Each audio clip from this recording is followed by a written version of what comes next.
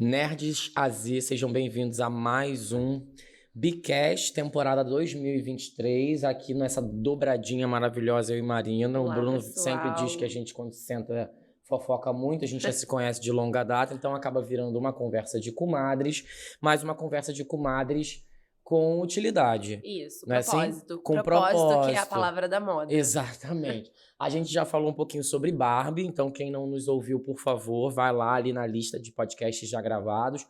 No último, nós conversamos um pouco sobre a Copa do Mundo Feminina, né? Apesar do Brasil ter saído precocemente da disputa, o debate está aí para ser desenvolvido. E desta vez a gente vai entrar num vespeiro. Vamos. Não é assim? Porque Polêmica. polêmico. Nova, uma polêmica extremamente recente. Inclusive, alguns alunos nem acompanharam muito bem, não estão nem entendendo. Então, para quem tá perdido no personagem e não sabe do que a gente vai dizer, eu preciso dar aqui uma contextualizada, né, Marina? Bom, há pouco, deve ser o quê? Um mês, talvez? Acho que tem um mês, sim. Um mês mais ou menos, um pouco mais, um pouco menos. A Volkswagen lançou uma propaganda que foi um boom em vários sentidos. Quando eu abri meu Instagram no final do dia, porque eu trabalhei o dia inteiro, vários amigos me mandaram a propaganda. Muito.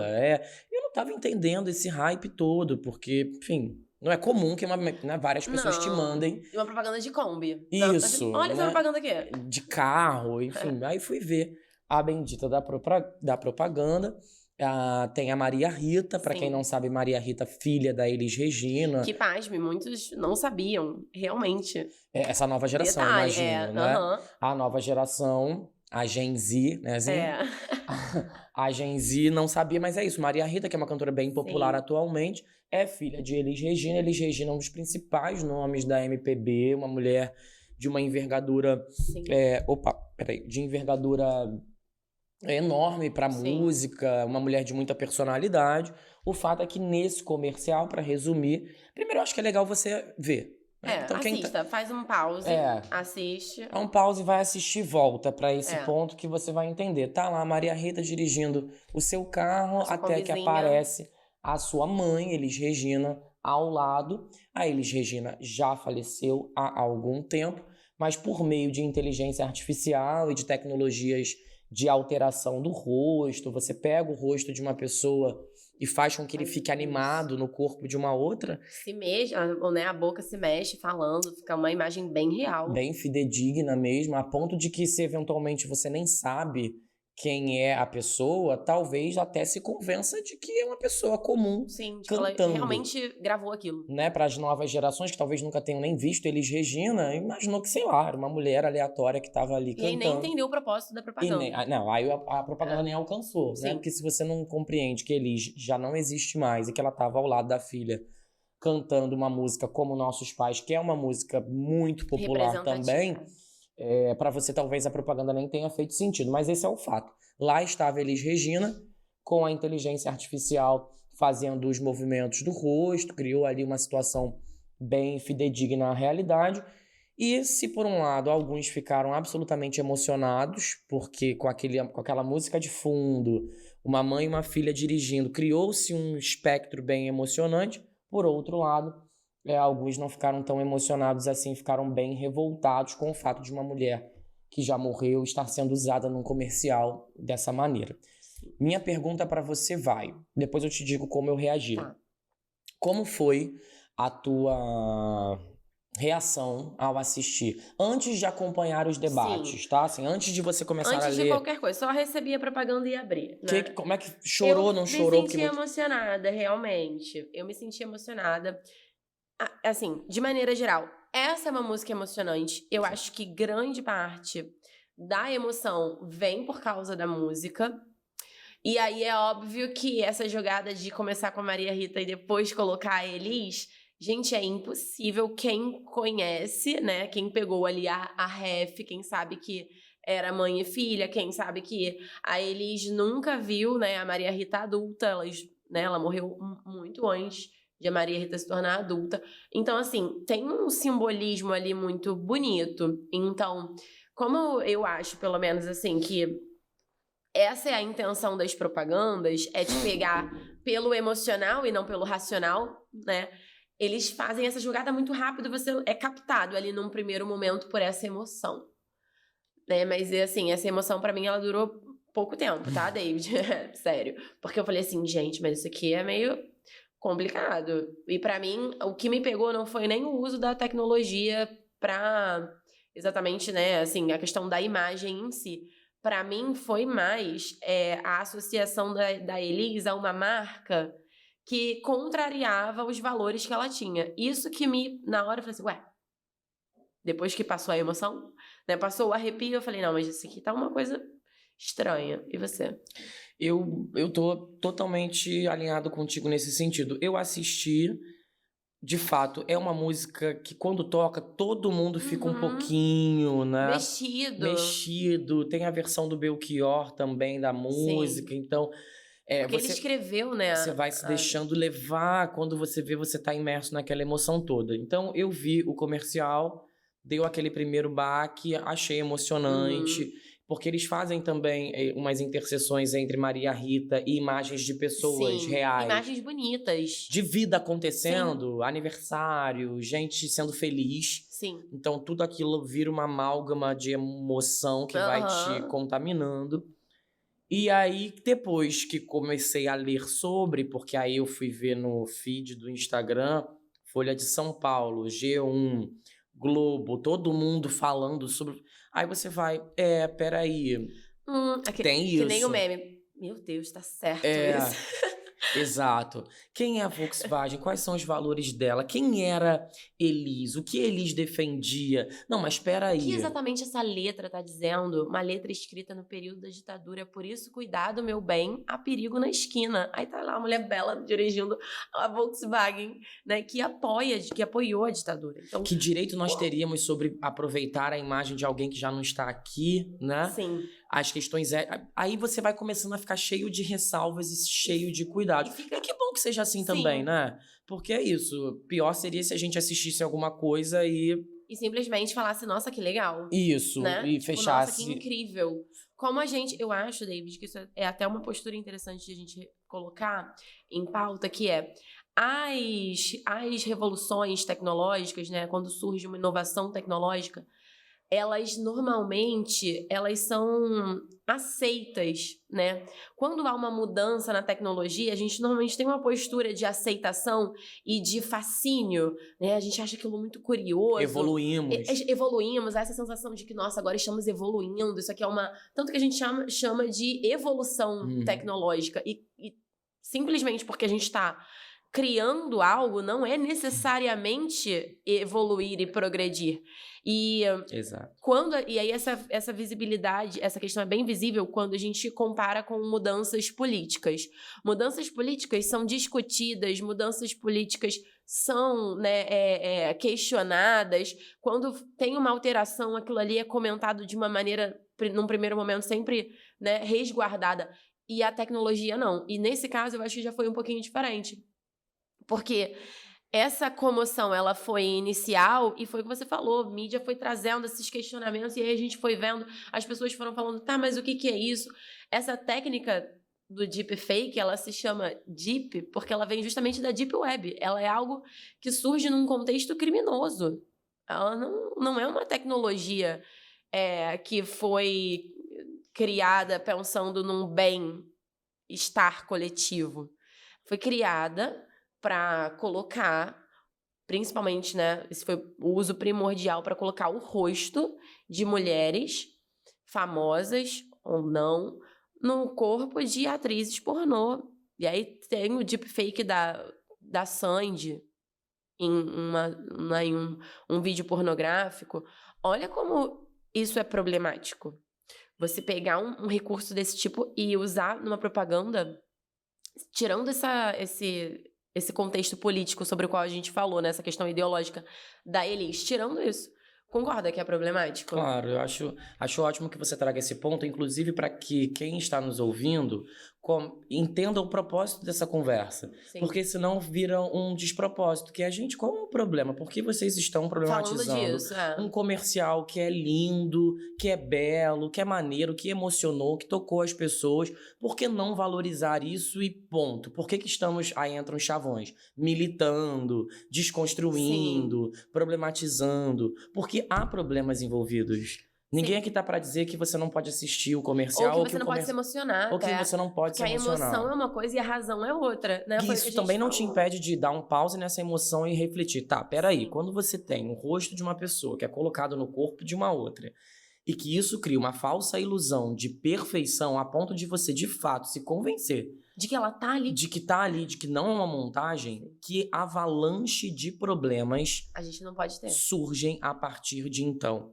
Em contextos políticos, você imagina o alcance que uma deepfake é capaz de promover. Sim. Porque se você pega a imagem, né, numa disputa eleitoral para presidência, né, entendendo que a gente passou aí por uma disputa eleitoral super acirrada. Aí você pega o rosto de um candidato à presidência, coloca numa situação absurda, vexatória, né? O cara tá chutando um cachorro na rua, estuprando alguém, roubando alguma coisa. Aliás, não precisa nem ser criminoso, basta que seja numa situação vexatória que já seria suficiente. Olha o alcance de prejuízo, as implicações, né? À imagem política dessa criatura. Sim.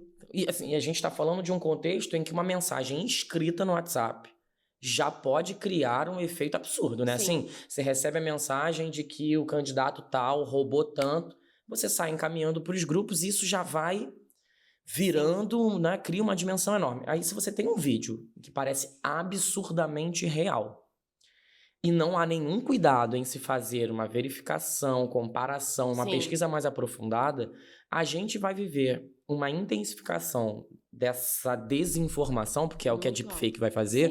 Você acabou de dar um exemplo, né? Pega o rosto da Sandy, coloca no corpo de uma atriz pornô, e daqui a pouco tá o vídeo da mulher circulando. Exatamente. E as notícias surgindo, até ela aparecer para dizer assim, gente, não sou eu. E as pessoas realmente acreditarem, que ainda tem isso, porque gera uma confusão, né? Antecipando um pouquinho do que a gente tinha combinado de falar, o CONAR, ele abriu uma representação ética contra essa propaganda. Um dos argumentos, David, foi justamente o argumento de que essa propaganda poderia causar uma confusão em pessoas mais jovens que não sabiam que a Elis já havia morrido, e as propagandas, elas não podem promover esse tipo de desinformação. Por isso que a gente tem o CONAR, porque as propagandas não podem fazer o que elas quiserem, o que elas bem entenderem para vender os seus produtos, né? Tem uns regimentos. Limites. Tem limites. Um argumento que eu achei curioso, mas faz sentido, é o de que também não pode haver nas propagandas pessoas em comportamentos inadequados. Por exemplo, elas estão dirigindo desatentas ao volante. E aí, um dos argumentos dessa representação também foi isso, a alegar que, olha, elas estão ali realizando um comportamento que é prejudicial, que é preocupante, não pode ser propagado esse tipo de postura, né? Mas, para além disso, essa questão da desinformação, ela vem muito forte, justamente assim, imagina uma criança de 9, 10 anos. Ela não vai ter a noção de que ele já morreu. E aí, vendo o constante lançamento, vamos imaginar agora, constante lançamento de propagandas com essa técnica. Trazendo pessoas que já morreram, colocando pessoas em situações que elas nunca viveram. Como é que a gente vai saber o que é verdade, o que não é? Que precedentes isso abre? Eu acho que essa é a pergunta, né, Marina?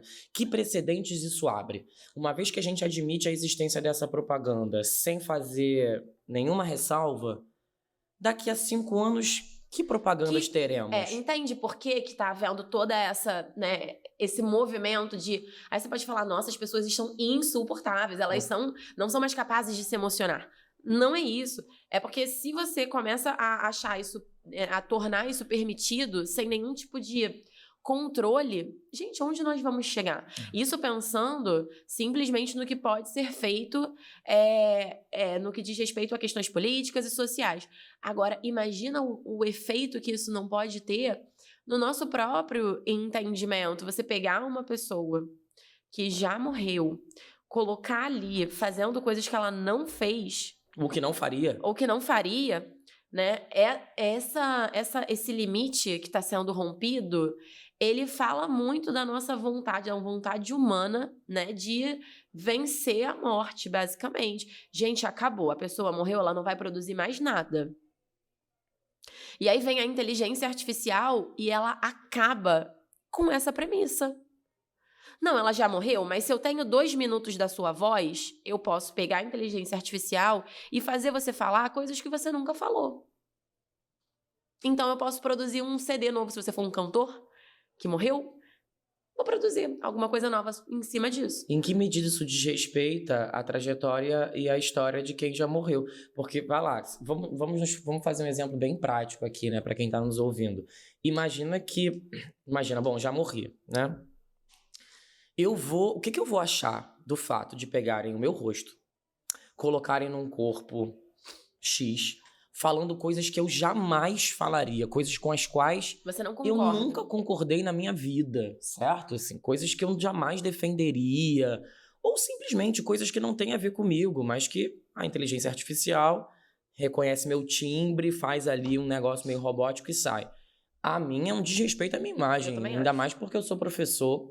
A gente tem um mínimo legado, beleza, a gente talvez não entre para a história, mas a gente tem um legado, Sim. né? O nosso legado são os nossos alunos, o que a gente ensinou Nossas a eles. ideias, né? Quando eu não estiver mais aqui, eu não gostaria que toda a memória que os meus alunos tivessem de mim tivesse associado a um David que falaria coisas que, nossa, esse não é o David Sim. não falaria isso. Assim. Ou que ficassem supondo, né, o que o David falaria, sendo que você já não estaria mais aqui para ser responsável por essa fala ou por se repensar.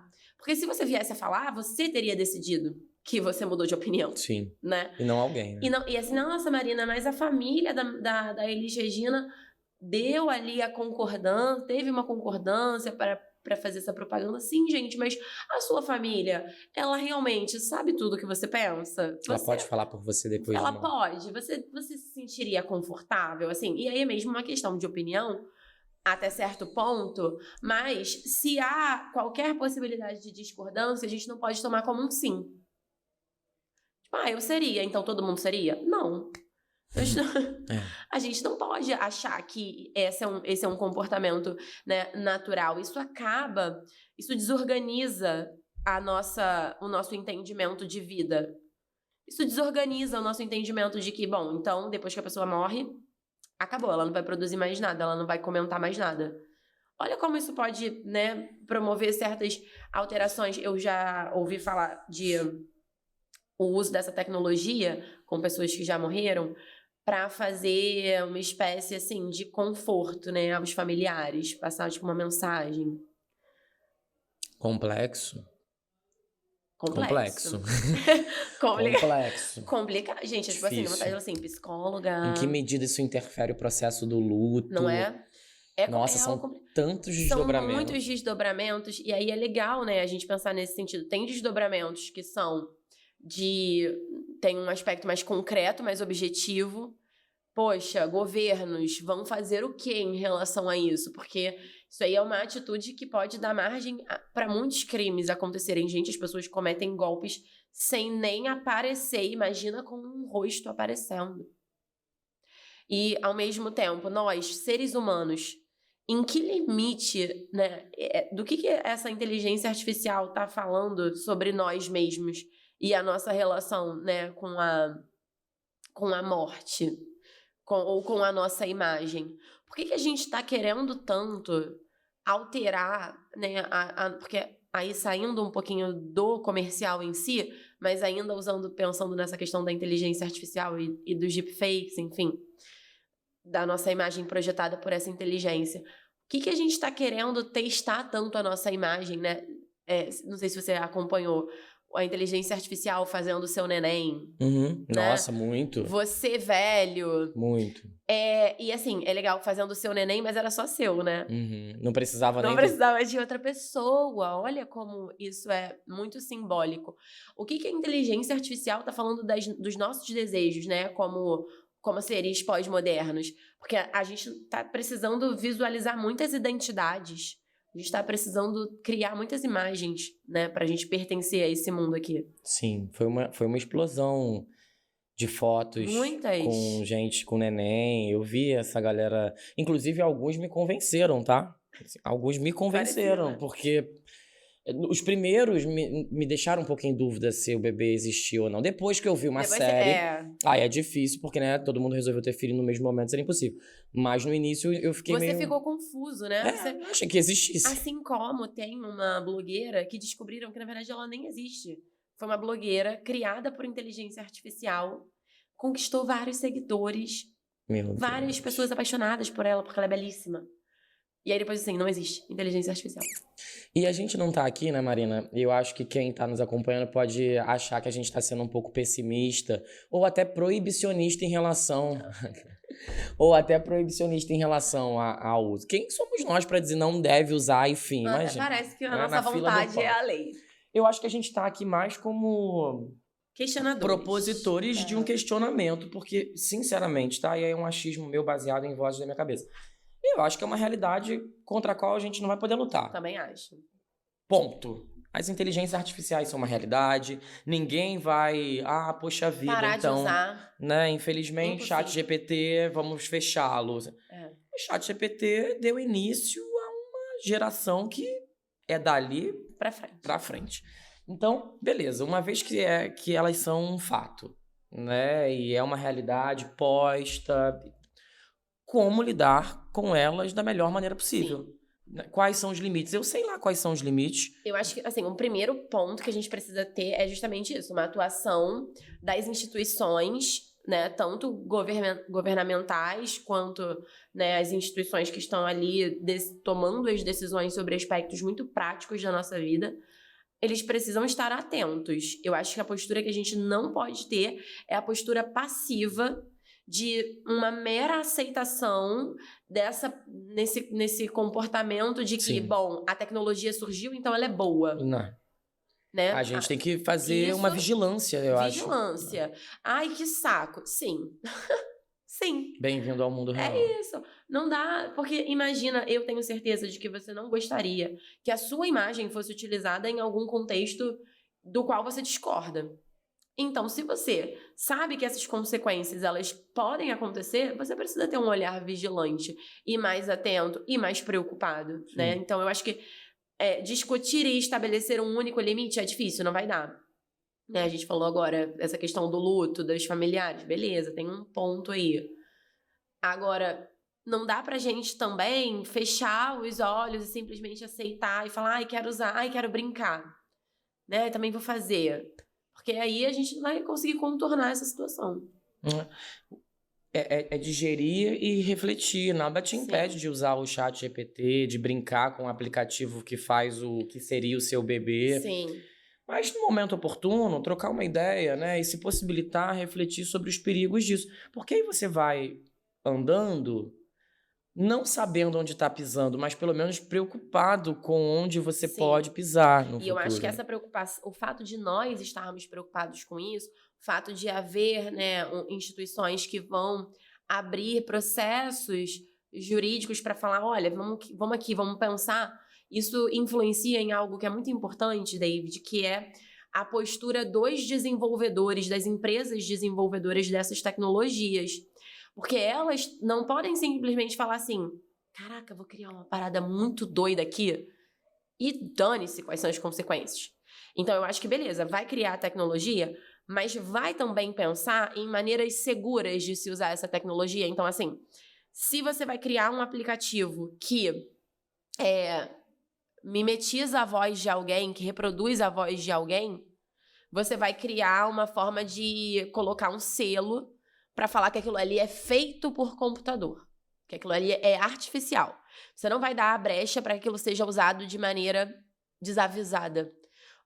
Entende? Tem mecanismos de controle e eles precisam ser usados.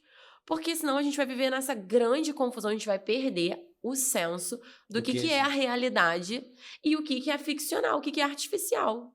Aí vamos todos enlouquecer. Aí vai ser uma maluquice. Né?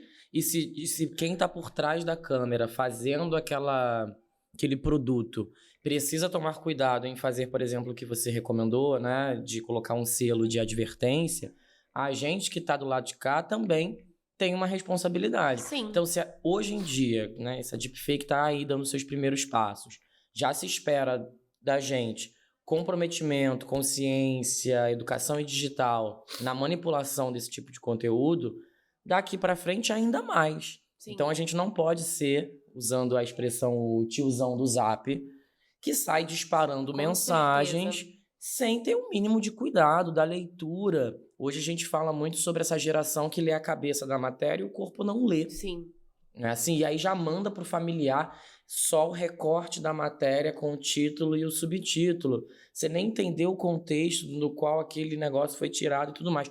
Então, isso abre uma reflexão para todos que nos ouvem agora, principalmente adolescentes, pré-adolescentes e jovens, que são muito acelerados, que são muito apressados, que muitas vezes são preguiçosos, que fazem aquela leitura de Sim. sobrevoo na reportagem, pegando só as informações fundamentais, que é um cuidado ainda mais preocupado com o que eu estou fazendo. Sim. Porque você é uma andorinha só. Então, a sensação que você tem de que o que você está compartilhando não causa um efeito, mas você é um e nós temos mais de 200 milhões de brasileiros eventualmente compartilhando aquela mesma notícia. Isso vai causar um efeito global, Sim. né?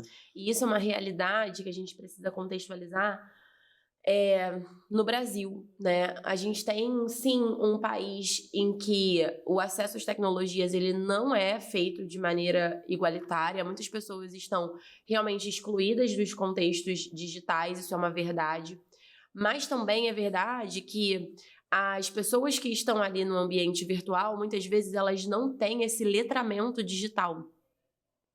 Essa postura que precisa ser uma postura ativa, né, nas redes. Então, quando a gente fala de exclusão digital, a gente não está falando só das pessoas que não têm acesso, né? Mas a gente está falando mesmo da exclusão desse comportamento, do acesso aos conhecimentos, às informações que são necessárias para que a gente consiga transitar nesse espaço de maneira segura. Né? Então, eu acho que isso é uma discussão muito importante, assim, quando a gente fala de tecnologia, quando a gente fala de acesso, não é só dar o acesso, mas é dar também a informação, o cuidado, a proteção. Como você se comporta? Isso. Tem computador, tem smartphone, tem... Tá, mas como você se comporta? Você sai compartilhando tudo igual uma jamanta desgovernada, Sim. joga o seu CPF lá no seu story, porque o pessoal fica assim... O Pix. Me faz né? um Pix, aí coloca lá o CPF. Como é que você se expõe? Porque se você se comporta de uma forma também irresponsável, talvez você seja tão excluído quanto aquele que nem acesso tem. Sim. Certo? Sim. Não é isso, gente? Acho que a gente precisa encerrar. Precisamos. Eu quero agradecer de novo a Marina pela participação. A gente encerra aqui a sua temporada no Bicast 2023. No momento cultural da vez. Quer começar? Eu vou começar de uma maneira... vai ser bom eu começar, porque a minha referência, ela traz um teor meio pessimista, tá? Então você pode, talvez... Apocalíptico? Um pouco. Eu vou sugerir o primeiro episódio da nova temporada de Black Mirror. Qual é o primeiro? Eu vi, primeiro é sobre a menina que tem uma série feita sobre ela. Ah, tá. Que tem a Salma Hayek. Que tem isso. Joan is awful, né? É péssima. Assistam. Esse eu não vou falar nada. Eu só vou falar assim, assistam. Porque se explicar muito perde a magia mesmo. Se explicar muito perde a magia, assistam porque tem a ver com esse debate sobre o uso da inteligência artificial em entretenimento. Né? Eu acho que é importante pra gente poder ter uma visão apocalíptica, sim, mas é pra dar susto mesmo pra gente ficar atento. E Black Mirror é bom porque são episódios independentes, então Isso, quem nunca acompanhou nada, tudo. Nunca viu nada, não precisa. Isso. 40, 50 minutinhos consegue ver, né? E é muito bom, eu adorei. Bom, como a gente tematizou a propaganda da Elis Regina, e como a gente tá falando pra muita gente que já nasceu, né, de 2000 pra cá, né, ou 2005, 2006... Sim. Eu acho que vale a pena conhecer Elis Regina. E se você não quiser conhecê-la, né, ou pesquisar sobre ela, que conheça pelo menos a música Como Nossos Pais, Sim. que inclusive já caiu em algumas provas. Né? Faz uma referência também a um contexto de ditadura, como você comentou há pouco. É uma letra conhecidíssima, então, querendo ou não, em algum momento você vai se deparar com essa música, ou até já conhece, porque o seu pai ouviu essa música em algum momento. Então, vai no Spotify, depois de ouvir o Bicast, coloca lá Como Nossos Pais, ouve. Eu acho que é uma música meio atemporal. Eu também acho. Né? Aliás, eu acho não, ela tem esse propósito de... Como nossos pais, Exato, afinal, né? toda geração é uma geração. Toda geração é uma geração. Então, no sentido de mostrar que as gerações estão vivendo sempre como muito parecidamente como as anteriores. Então, é possível que você também se identifique. Acho que é um exercício de um trabalhinho de casa que com 3 minutinhos você resolve, né? Gente, obrigado por nos acompanhar. Valeu, pessoal. Ainda há muitos episódios de Bicast para serem lançados, então não desistam, persistam, compartilhem. Façam esse projeto acontecer, porque quanto maior ele for, a gente consegue fazer ele se tornar ainda mais duradouro e, quem sabe, trazer novidades para vocês nos próximos episódios. Com certeza. É isso? Um beijo. Um beijo. Até a próxima. Tchau, tchau.